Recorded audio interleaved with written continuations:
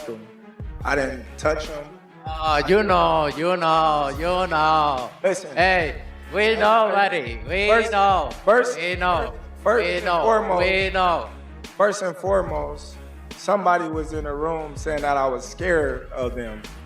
So I stepped to him and showed him who was the boss of this fight. Terence "Bud" Crawford and Saul Canelo Álvarez came dangerously close to a physical altercation during a recent press conference in New York, setting the stage for what could be one of boxing's most thrilling matchups. The tension exploded when Crawford, engaged in a heated argument, aggressively stepped forward and pushed the stage divider. Canelo responded with a firm shove of his own, forcing Dana White and security to intervene and prevent an all-out brawl. Crawford reacted to Canelo's earlier comments about wanting a smaller ring by saying, "I'm hunting everything he's got," further raising tensions. Fans went wild as the two stared each other down with intensity. I always try to respect my opponents, and I think he don't did them because he really wanted to do. I think Turki Al-Ashi told him, "You need to do something," and he did. And now before I respect his word because he say, "Oh, I'm not gonna let somebody to tell me what I need to do," and he did. So, but you know me. I respect everybody, but if you with me, so it's gonna be different. Terence, is that true? Did Turki Al-Ashi ask you to spice things up? Turkey didn't ask me to do nothing. I didn't touch him. Crawford made it crystal clear that he isn't intimidated by Canelo Álvarez. Brimming with confidence, he dismissed any notion of fear. At the press event, Crawford deliberately closed the distance between them, asserting his dominance and showing that he was ready for any challenge. He vowed to take the fight directly to Canelo on fight night, promising to stick to his game plan no matter what. Every move he made, every icy stare was a message. He doesn't fear this fight. He plans to win it. Oh, you know. Listen. Hey, we know, buddy. We know. First and foremost, somebody was in the room saying that I was scared of them. So I stepped to him and showed him who was the boss of this fight. I ain't scared of. Hey, I never say that. Your uncle say that, not me. I ain't scared of shit, and you're gonna find that out. As you seen, the last press conference, We'll see. when I walked you down, when you supposed to be the bigger man. Yeah, hey, you say that because you fighting with nobody, and you obviously look like you're a great fighter. But you find out September 13th, this is gonna be. Canelo brushed off the scuffle on stage with calm composure, stating that he simply reacted when Crawford came too close. "That was just my natural reaction," he explained, noting that the tension had been simmering and he was merely asserting respect. Still, Canelo showed respect for Crawford, calling him a complete, skilled fighter with vast experience. He doubled down on his mindset heading into the September bout, disciplined, hungry, and driven. "I'm here to win." His words suggest this rivalry isn't just for show. There's real fire behind it. What do you think about the shove, that moment that happened on stage? Oh, I'm turning on right now. Right? Yeah. Did it make you want to go harder for the 13? I don't know, but made me feel more excited. I love it. I'm gonna train so far. The New York press meeting between Crawford and Canelo wasn't just about promotion. It was personal and emotional. When Canelo brushed off a dare, Crawford responded sharply, "The only running I'll be doing is upside his head." And he's got a big head, too. The crowd erupted. When Canelo requested a smaller ring, Crawford countered that he'd be hunting everything he's got. As Crawford moved forward, tensions escalated, and Canelo's physical shove forced security to quickly step in and calm the situation. He's not gonna beat me. Don't worry about it. He's not gonna beat me. Don't worry about it. I think this fight is gonna be in the books of the history of boxing for sure. That's for sure. For sure, them belts coming with me. They coming home with me. I'm telling you right now. You can see it, but I'm taking it's gonna be it's gonna them. be difficult. You take it to your I'm mom. taking them. And ain't nothing you gonna be able to do about it come fight And night. I know Turkey's in your corner, I but promise you. But look, it's gonna be very difficult. He's gonna be so mad that day. Believe me. I see you. I see you. You see I'm different. I see you too. You see I'm I different see- than all the other ones. No, I see you. No, you don't know different. You're nothing different. I'm different. Nothing different. I'm different. We'll see. You gonna see. We'll you know see. it. We'll see. Interestingly, Crawford revealed that he and Canelo had shared an unexpectedly pleasant dinner before the Riyadh press conference, hosted by Saudi promoter Turki Al-Sheikh. Despite the intense energy at the table, Crawford noted that the dinner felt cordial, though Canelo barely touched his food, visibly distracted by the looming clash. Crawford admitted that although the evening reflected professionalism and mutual respect, the friendliness would end once the bell rings.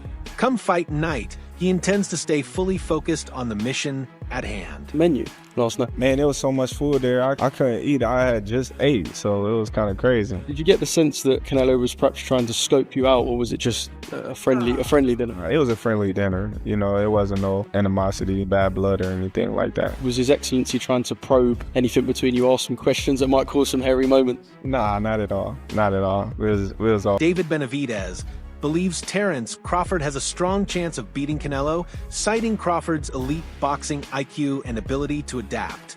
He estimated Crawford has a 70% chance of winning, especially if he successfully bulks up to challenge at super middleweight. Benavidez praised Crawford's history of beating top-tier opponents and staying composed under pressure. However, he later offered a more balanced take, giving Canelo a slight edge at 60-40 due to the weight class difference, while still recognizing Crawford's exceptional skills. His analysis showed deep respect for both fighters and acknowledged the unpredictable nature of the bout. Terence Crawford, does he have an opportunity to beat Canelo? I think if anybody has a chance to beat Canelo, I think it's Terence Crawford. His IQ is on another level. He's a great fighter and he's strong. It's just that it's a lot of weight. I wouldn't be surprised if Terence Crawford wins. Wouldn't be surprised if he loses. Terence Crawford, when he went up against the best opposition, like Errol Spence, he showed what level he's on, what type of dog he is. So I don't know. You really have to let these fights play out to see what happens. He might get hurt. That might activate him to come back strong. Could you still make 68? I don't want to make 68. No, I know you don't. Terence wins 68. Yeah, well, if that's, yeah, I can make. On ESPN, Stephen A. Smith expressed excitement about the potential Canelo versus Crawford showdown.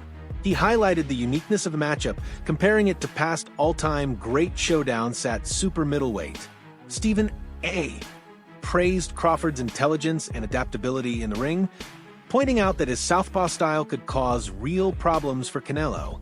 At the same time, he acknowledged Canelo's physical strength and championship pedigree, calling him a dangerous and proven fighter. Tell you what I think should be going. The notion that Terence Bud Crawford should move up 3 weight classes, 21 pounds, to fight Canelo Álvarez. He's entirely too small.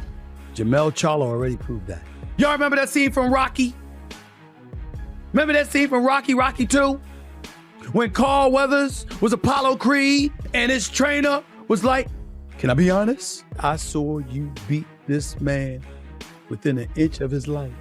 And he kept coming. He wouldn't go away. He's wrong for us, baby. He's wrong. Let it go. Apollo couldn't do it. And lost fight number 2. Trained him for fight Rocky 3, and then got killed in Rocky 4 by Drago because he couldn't let it go.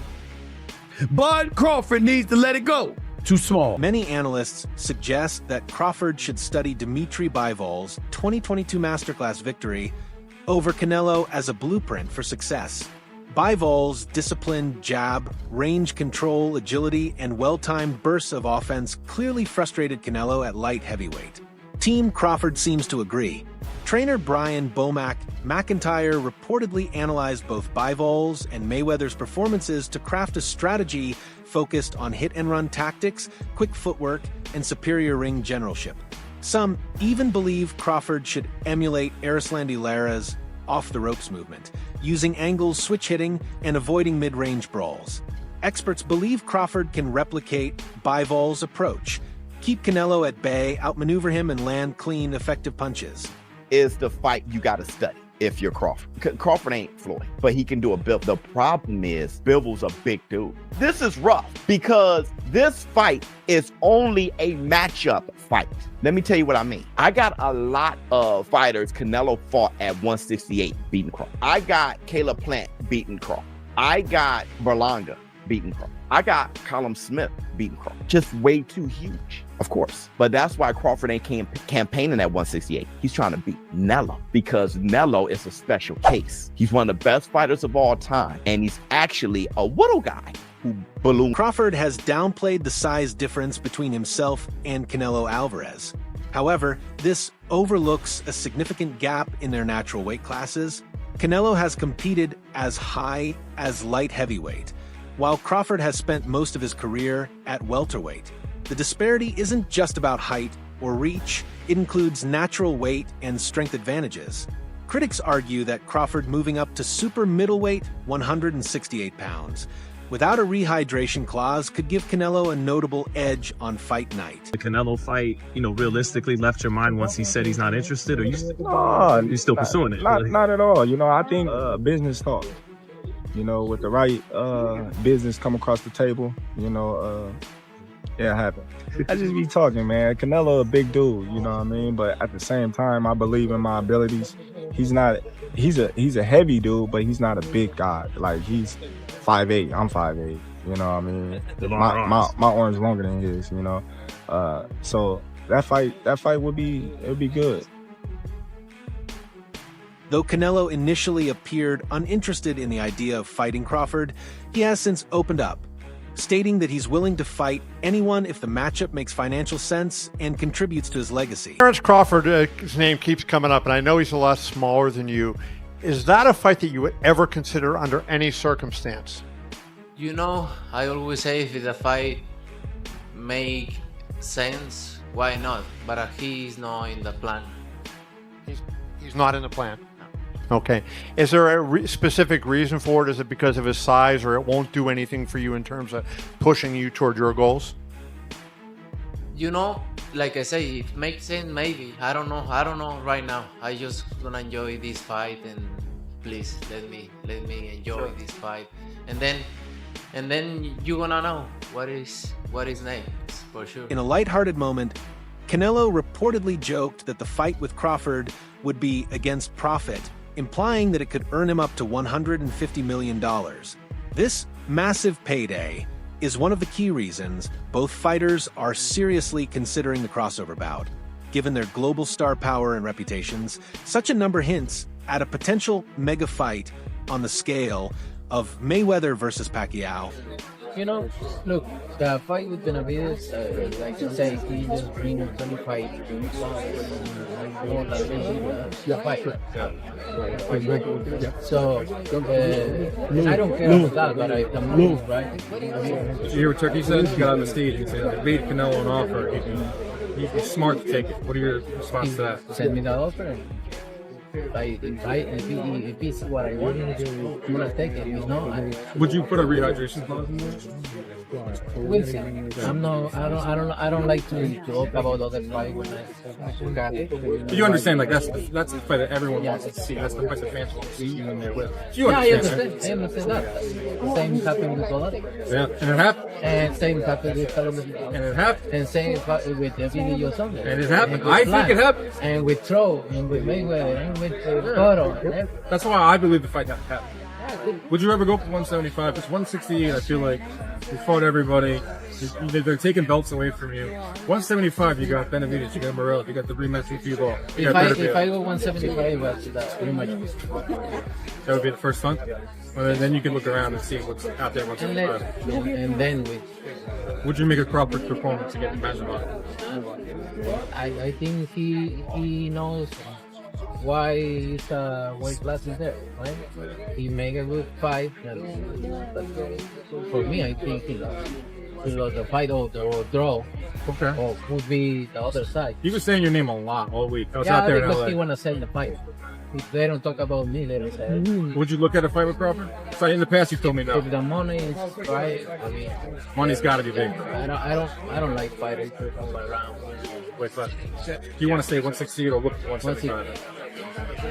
All right, big fight, September 14th. Watch it on ppv.com. Canelo Álvarez going for more history. Thank you. Quick picture. Canelo, Johnny Boy Boxing. Oh, man. Not while he's doing that, no.